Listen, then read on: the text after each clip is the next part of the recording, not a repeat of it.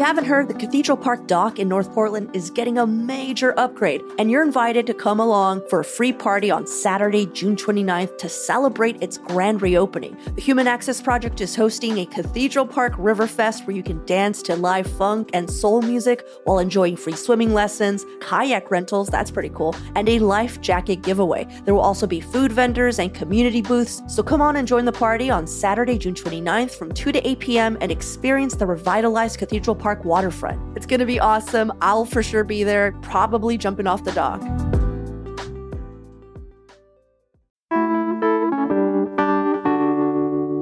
Today on CityCast Portland, we're talking about the Portland police finally wearing body cameras while out on patrol, our regional leaders gearing up to implement the amendments to Measure 110, and a Multnomah County judge's decision to hold fentanyl dealers in jail before their first court appearance. Joining me on this week's Friday News Roundup are Oregonian courts reporter Zane Sparling and our very own executive producer, John Notarianni.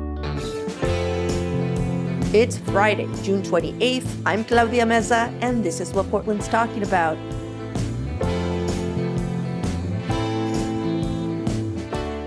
Welcome, everyone, to the Friday News Roundup. Zane, John, thank you so much for hanging out with me this morning. Hey, Claudia. It's been 500. No, I don't know how long it's been. Actually, Zane, by the airing of this episode, it would have been 87 days since you were last on. I know you like keeping a detailed journal, so you can throw that in. Whoa, I am marking off all of the X's on my calendar now. Now that I know.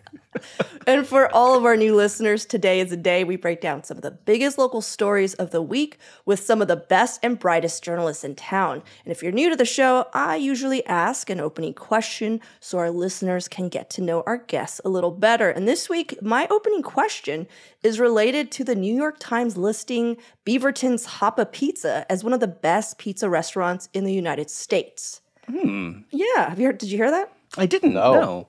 So as some of you might know, Portland is considered to have some of the best pizza, not just in the country, but in the world. And one of the reasons the New York Times picked Hoppa was because of its unique flavors and topping combos. And as their name implies, they're making Asian flavored inspired pizza pies like pho and green curry and stuff. I hear it's really delicious. Haven't tried it myself, but it's been recommended by a lot of our food contributors. So my opening question to you both is, using your personal upbringing and time spent in Portland as inspiration, what would be the toppings of your fictional pizza restaurant's signature pie? Oh. If you need some time, I have mine. Go for it, For Claudia. sure, I would be making a fine dining Taco Bell style Mexican pizza.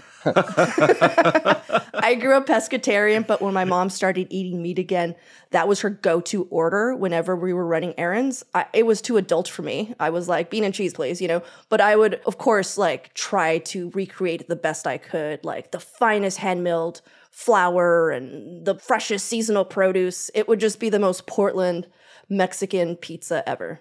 Oh my gosh. Okay. Claudia, I feel like a running joke on this show is that I always talk about that I'm from Detroit. Oh, but if we're talking pizza, I have to go Detroit style pizza. I couldn't imagine you not. And I'm going to sort of do a half and half. I'm going to take the base of ranch pizza, which to my mind is the best sort of rendition of that in Portland. Half of it is just going to be straight classic pepperoni. And then on the other half, I want to take it a Lovely's 50-50 style, insane seasonal vegetable, nettles and magic potatoes and asparagus dust. So that's my half and half. How do you dust an asparagus, John? Do tell, John. It's a time-honored Portland tradition. Oh, gotcha. What about you, Zane? Well, as everyone knows, I am a very detailed culinary artist. Definitely don't just subsist off the garbage I find in the back of the newsroom refrigerator.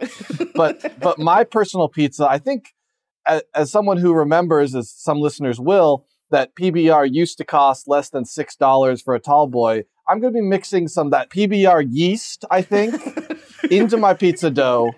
And then for toppings, I'm just going to go Tillamook cheese, because really, you get those cheese, craft, those singles that they have. Just slap those bad boys on top. That's what I'm doing. Your pizza is PBR and Kraft singles? No, you said Tillamook. I meant Tillamook. I'm from here, I swear. Zane, why would you make your pizza so terrible? That doesn't sound good?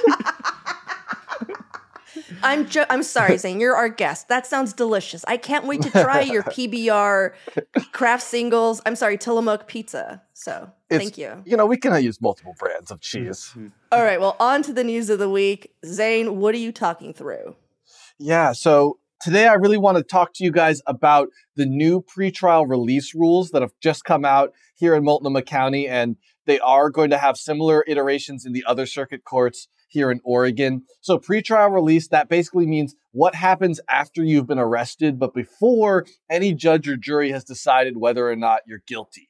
And what's different about these rules is that in most states, right, there's bail, right? There's a bail schedule, and the amount of bail is just determined based on what crime you're charged with, right? So it's more money if it's a more serious offense. Oregon doesn't do that anymore. A couple of years ago, lawmakers ditched that. And now when you're arrested, basically what happens is still determined by the crime, but some people are held until they can see a judge, at which point those people charged with serious crimes, they have to wait until their first appearance before the judge, and then a prosecutor and a defense attorney can argue, hey, we should impose bail or we shouldn't, but it's not automatic anymore. And what's happening is that people who are essentially these fentanyl low-level street dealers, previously under the release rules of the county, those people would generally be released before they ever saw a judge, right? Because there's not bail. And so people who are charged with low-level offenses, say like trespassing, right? Or something like that, those people, they don't have to wait to their first appearance. They are automatically released after they've been processed by the jail. And it creates, I hate to use this sort of buzzword, but the revolving door of justice, right? Where people are arrested before they've ever had an attorney or a prosecutor look at their case, they're out. And most of the time that's fine in the sense that they're not accused of something very serious, but every once in a while this happens. And then of course the next day some horrible tragedy occurs. And so now fentanyl street dealers, accused dealers, are going to be held until that first court appearance. And that's the big change. It's not going to fix everything, but it is going to at least mean that someone who's accused of that is going to be in jail for at least overnight, probably. Yeah. God, I wish there were like a conservative Claudia horn I could like hit before I start talking about certain things. But I read this through. I've also heard about it in real life from people who've experienced it when they've caught their own burglar and then that burglar was let go. And of course, they never showed up. But the thing that annoyed me about our weekend bail system was that it was supposed to be a reform. And I just don't think a weekend bail system is a reform bail system. When people were like, police keep targeting people of color during traffic stops, and the traffic police was like, well, we'll just stop all traffic stops. Like, that's not actually addressing the parts of the system that need changing. And what I was hearing were reform-minded, people for the bail system. They were just like, well, people not showing up to court doesn't invalidate the bail reform. But that's like two different concepts mashed together. Like bail reform should occur, but like what we have now, like that was a loophole and that should have been fixed. Like I just don't understand how that is equitable, because most of the people who were revolving and going back, they were just going back to like lower income communities and fucking them up. Like, I just don't understand how all of this was equitable. It's not my place to defend or advocate for this new system, but I know what the county would say, which is that how much money you have shouldn't determine whether or not you need to stay in jail, right? What should determine your incarceration status is, did you do something that's such a danger to the community that you shouldn't be let out, right? And of course, we all operate under the presumption of innocence, right? Every single person who's arrested, they are, in the eyes of the law, innocent until proven guilty. So the county's perception is that, well, if a rich person gets to leave on an assault charge, but a poor person has to stay because they can't cough up the bail, that's not equitable. I think the downside is that now there is no schedule for bail, so that when people do get to a bail hearing, the judges just kind of have to make it up now. They don't have a set guideline. Yeah, so we're back to where we started in a sense.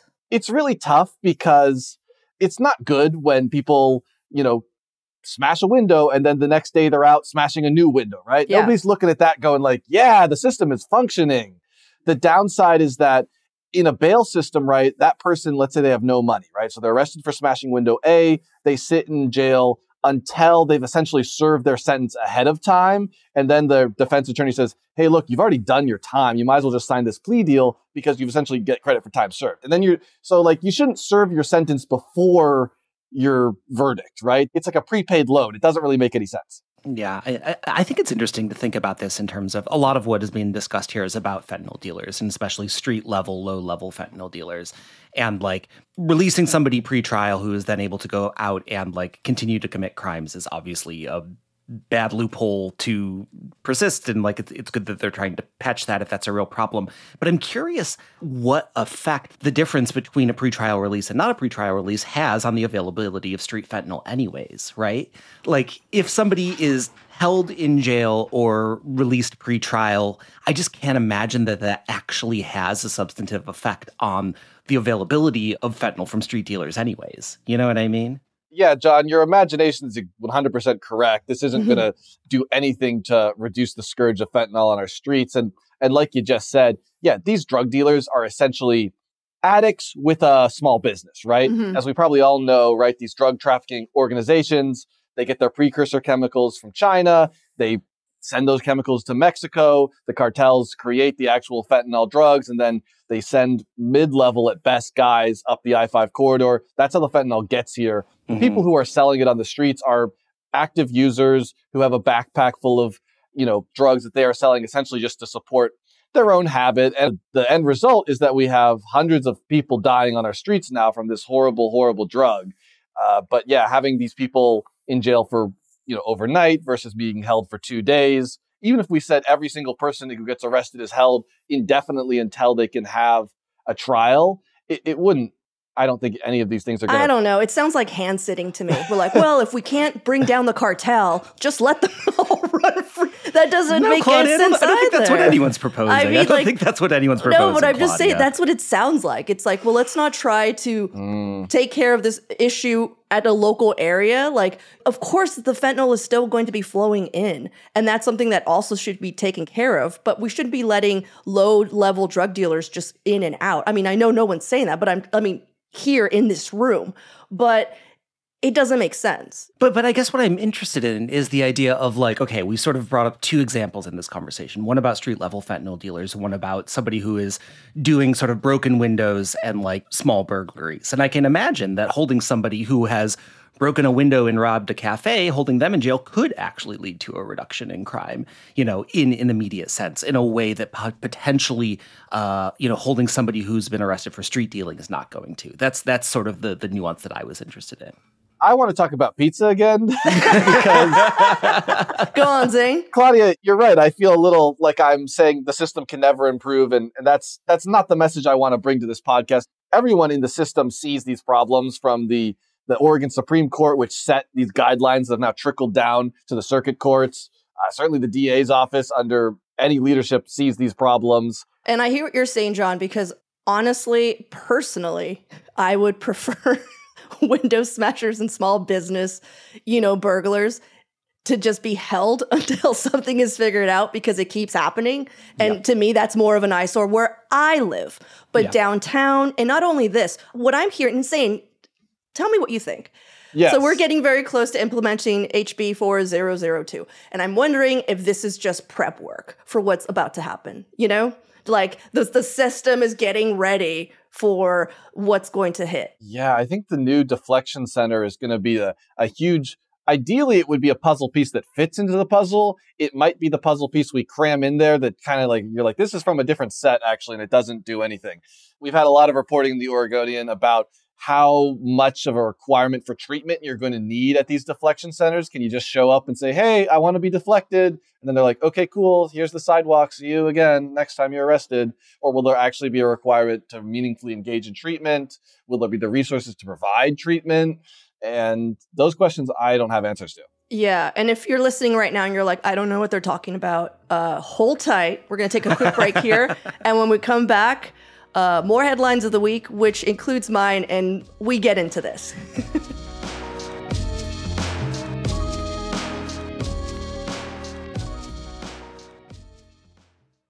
Hi, I'm David Plotz, CEO of CityCast. Or, as I can say now, thanks to a few weeks with Babbel, hola, soy David Plotz, el jefe de CityCast. What if in 2024 you've got a little bit better every day? When you're learning a new language with Babbel, that's exactly what you're doing. And if Babbel can help me start speaking a new language in just 3 weeks, imagine what you could do in a full year. I got started with Babbel because I realized that my girlfriend, who's a native Spanish speaker, and my son, who's in AP Spanish, were conspiring against me, or I thought they were conspiring against me in Spanish. I wanted to know what they were talking about.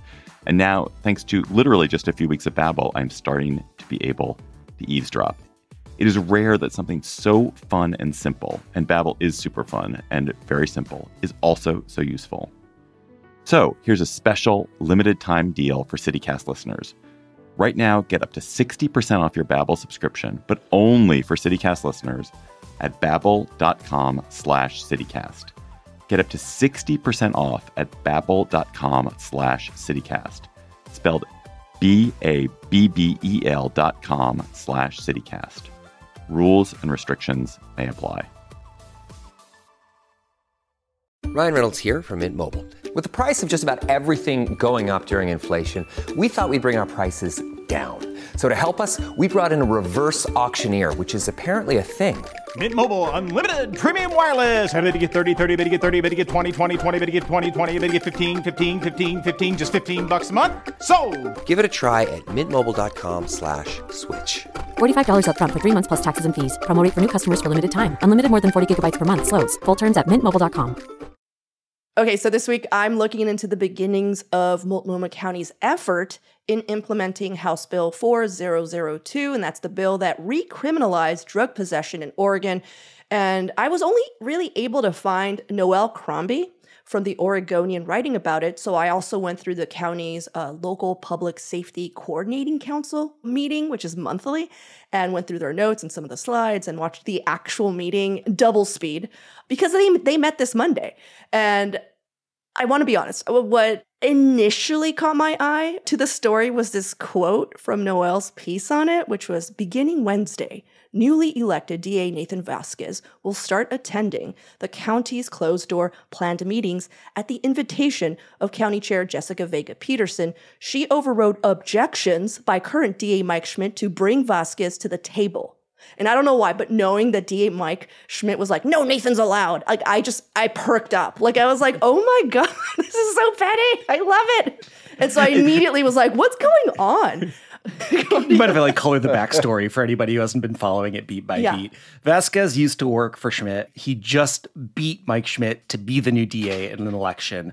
I imagine that there's some hurt feelings. A little. But this is the thing also that I was like, wait, hold on. So not only did JVP, that's what we call Jessica Vega Peterson around here, not only did JVP press Schmidt to allow Vasquez to take part in the talks, but also former House Speaker Dan Rayfield, who was a key broker of HB 4002, he's like, I think that dude needs to be in the room. But he wasn't present this council meeting that I watched and that I'm going to just go through real quick. So here's the rough plan so far that I gathered. Starting September 1st, the county plans to give people caught with fentanyl and other street drugs the choice of arrest or going to a drop-off deflection center, which is what Zane was talking about earlier, which is pretty much monitored sobering beds. And there will be trained staff, and the plan is to create a longer-term service plan for people seeking help, getting them connected to services and all that.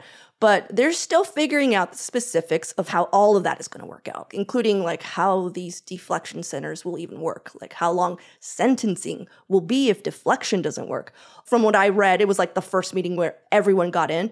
Also, Representative Rayfield has already voiced concerns before Monday's meeting about how these deflection centers are getting rolled out. He wrote a letter stating, I do not believe Multnomah County's proposal to have people sign into what has been described as a drop-off center of sorts, and that was a quote he put, without a screening or follow-up plan complies with either best practice or the requirements of the bill.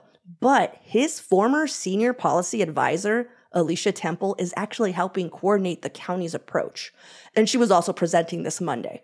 And during the meeting, which again, double speed, I watched, there seemed to be a lot of key players, including the feds, head of law enforcement from the state down, community members, city leaders. Gonzalez was there, policymakers, directors of relevant county and community offices. John, even Morgan Godwin was there. Oh, yeah. Zane, she's been on the show before. I know Morgan. Yeah, you know Morgan. Yeah. CityCast guest, advocate. Housing and addiction. Yeah. And she was making her first and final appearance because she's actually moving down to San Diego for a PhD. But before I get into the meeting itself, like, what do you guys think so far? This looks like impending car crash. Like, this looks like a disaster waiting to happen.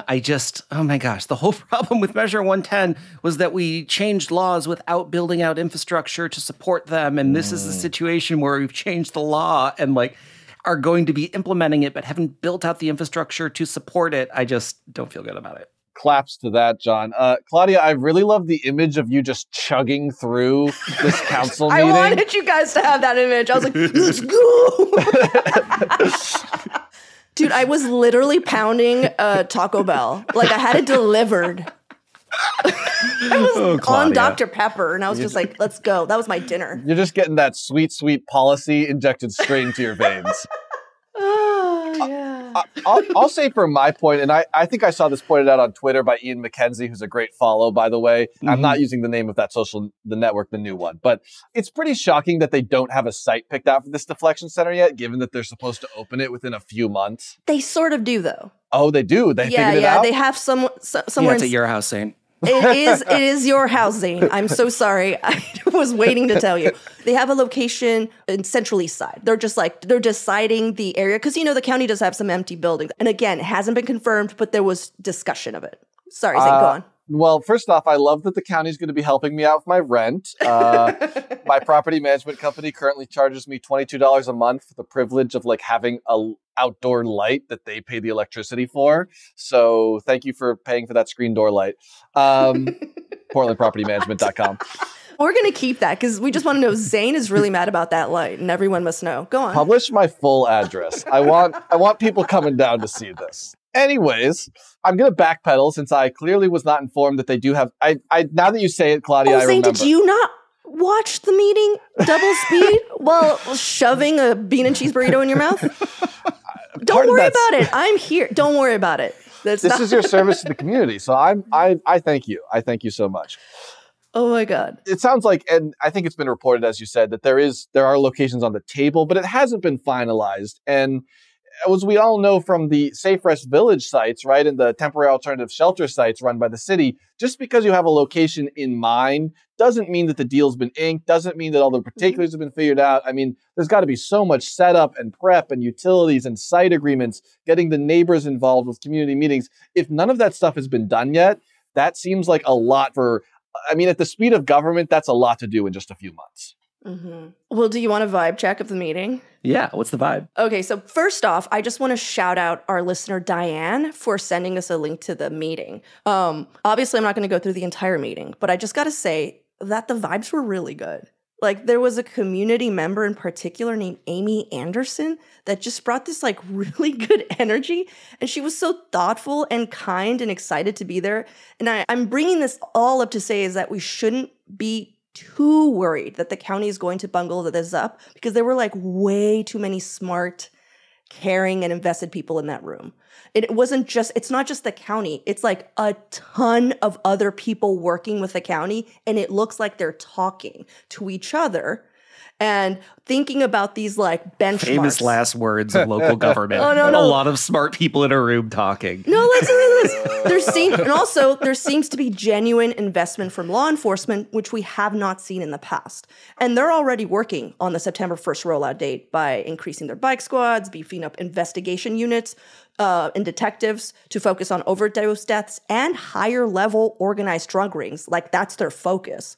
And they're touching base with behavioral services now to walk through how they'll interact with each other. There's thought going into how all of this is going to play out. And I'm usually the naysayer. But I don't know if it was the Dr. Pepper. I don't know what it was. But watching this whole meeting play out, I felt less worried. There were just there were enough skeptics in that room that seemed to be poking at stuff which is super necessary because that's how we catch those like loopholes, you know? And Vasquez himself on Tuesday said that he plans to limit the numbers of times a person can opt for deflection over prosecution, and he plans to require people to engage in treatment efforts because he's not seeing that written out anywhere. So even if you don't agree with that statement, just know there's a rounded group of folks looking at this rollout from many different angles, which is what we need, which has not happened. And we can't just rely on good intentions and being on the higher moral ground, which is what Portland does, you know? Anyhow, just know we will be keeping an eye on this. It was the first meeting, but I also very much agree. September 1st, like we're going to sneeze, it's going to be September 1st. So we'll see. But just know that if you want, I'll link to the meeting. You could also recreate my journey. Drink a Dr. Pepper and eat a Crunchwrap in solidarity with Claudia. I had a bean and cheese burrito, no onions, Mexican cheese pizza. Burrito, excuse me. How dare I? Claudia, it's interesting that Dan Rayfield was the one writing this letter because, of course, he's now running and has secured the Democratic primary for Attorney General, right? Which could have a pretty outsized role in making sure these deflection centers work if he's elected. Yeah, exactly. I hope it works. I hope it is a magic policy that works. Yeah. You're like, no, this one, guys, this one, this time. It does feel a little bit like Lucy in the football. You know what I mean? All of Portland is Charlie Brown and our city's infrastructure is Lucy. Just keep throwing that football down. Like, no, you're going to kick it this time, buddy. Yoink.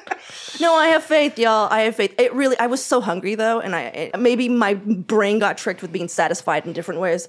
Well, John, what were you looking at? Speaking about our region's ability to swiftly and efficiently impose new policies, I'm talking about body cameras, which has been discussed for about a decade, and they are finally rolling out in the city of Portland. Leading on reporting from Eliza Aronson and Tess Risky over at Willamette Week. It is starting this week. 110 officers in the Central Precinct are now wearing body-worn cameras. That's the area of the city, most of the west side, and then the central east side. That's about a third of the officers in the city. It's going to be rolling out to the other 2 precincts across the city later this summer. And it's a big deal because Portland was like the very last city of like the 75 largest municipal law enforcement agencies in the country to actually implement body-worn cameras. And this is something that has been discussed for years and years. A lot of this goes back to a settlement with the Justice Department back in 2014 over the use of force policies. There's sort of been a back and forth of trying to find ways to improve what they call pattern and practice of the Portland Police Bureau. And it's been bogged down by budget negotiations. It's been bogged down by negotiations with the city's police union, and it's also been bogged down by criticisms from the left about how these things are going to be used. But it is finally here, and you could have a police officer near you taking your picture. John, it is so shocking. I mean, as you just said, that consent agreement that the police bureau is under right now with the DOJ, that goes back to 2014. And I think it was back then, 10 years ago, that they said, hey, you guys should really start using body-worn cameras. Yeah. From my perspective as a court reporter, I think one of the hugest changes, and it actually will be a new burden, is there's going to be a lot more video evidence, right? Right now in trials, in Multnomah County, you're not seeing a lot of body-worn camera evidence because unless it's a security guard, the police aren't wearing them, right? So that's going to add, voluminous amounts of discovery that both sides are going to need to review.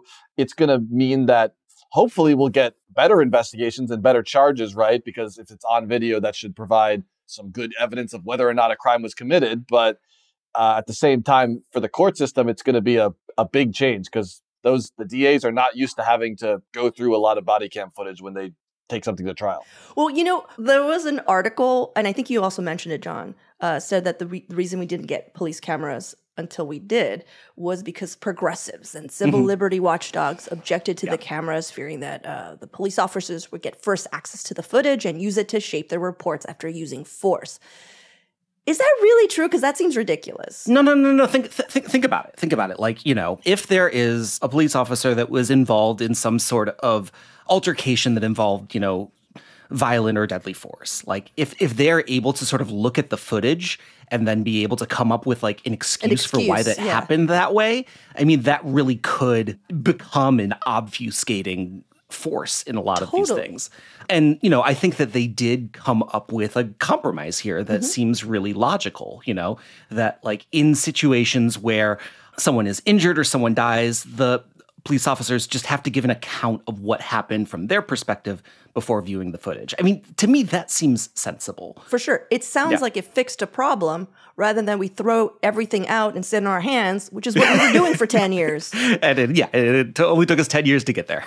And that's all I'm saying. Yeah. That's all I'm saying, Portland. Portland progressives, hear me.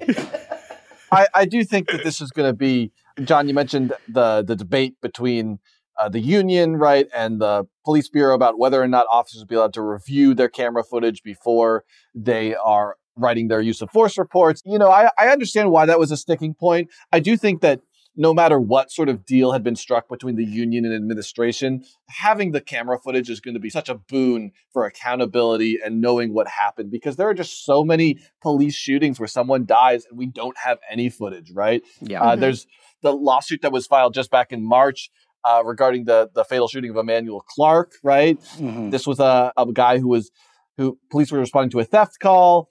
Guy jumped out of a car and runs away. He's shot in the back. He was not the theft subject, right? And that's now a federal lawsuit that's been filed saying, why is this guy? He's sure he happened to be, you know, seeing police cars and running, but he wasn't the person they were looking for. He wasn't involved in this at all. And the reality is that in these sorts of situations, unless there happens to be a business surveillance camera nearby, we have nothing to go on other than eyewitness accounts. And it doesn't matter if you're a police officer or a bystander. We know that humans are faulty. We know that our memories are very imperfect and that the way we perceive things is affected by our emotional state. So it's going to be, not that cameras are some magically all-seeing objective source. Camera footage can also be misleading, but it's certainly a step in the right direction, and it should allow for increased accountability on all sides. Yeah. And I just think it's interesting looking at the politics of this. Like, this is an issue where, like, both people who want more accountability in terms of the police department, as well as people who are pro increase of the strength of the police, are in favor of this at this point. I thought it was interesting, Claudia, both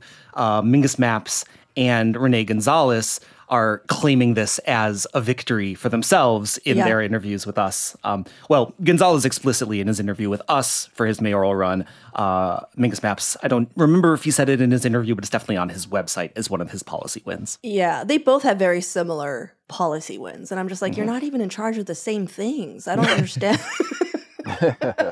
I don't understand what's going on here. Yeah. But I do want to say there was this amazing technology during the height of like BLM, you know, like in 2016 when it was coming out, where people could, and I think it was the ACLU, created an app where you could immediately start recording and it would just like start uploading to a server. So if anything happened to your phone, to you, the account of what happened with the police was being grabbed, you know? And I just thought that was so cool. And I'm just like, it's too bad we don't have the same technology for those police cams where like, it's not going to a central hub. It's just going like somewhere they can't touch it, you know? That way there's no ifs and buts about like, did they have access beforehand or whatever? It should just go straight to the DA's office. Yeah.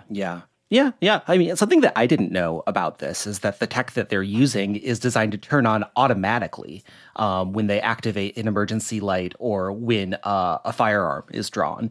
I always thought that the officer had to like had to go like boop, boop, and it's not the case. Well, we know they can turn it off because there's been plenty of instances where they've turned off their cameras, you know, and they're like, oops, sorry. And they have amazing excuses like, I must have bumped a biscuit. You know what I mean? Like, they're just like, what? But I'm happy that this finally happened. This is so embarrassing. We were the last city in the United States. Last major city. I'm not of course. Yeah, last of like the top. I said city, John. Not town. You know, last major city in the United States, which is pretty embarrassing, Portland. I mean, if you live out in the suburbs and you have to get pulled over by police, there's a body camera probably pointed at you. And it's kind of shocking that we could have a major city police force that didn't have body cameras and still doesn't completely have them in 2024. Yeah. My question is when we're going to start releasing the recordings of CityCast Portland tapings, Claudia. That's what everybody wants. That's what everyone's holding their breath. Because we're all wearing tuxedos too, and we're dressed up. And we're in our penthouses, and in our $1 million luxury lofts. Of course. Oh my God! Wish you could see the view from up here, guys. Oh my God! No. Well, guys, thank you so much for dressing up to the nines, for allowing these cameras into your mansions, and for hanging out with me and talking through some of the headlines of the week. If you're a listener, this is a quick run through. We implore you to check out our show notes and go on to these stories for yourselves. But yeah, thanks, John. Thanks, Zane. And everyone, thank you for listening. Have a great weekend. Yeah, thanks, Claudia. Happy to be back. Or whatever.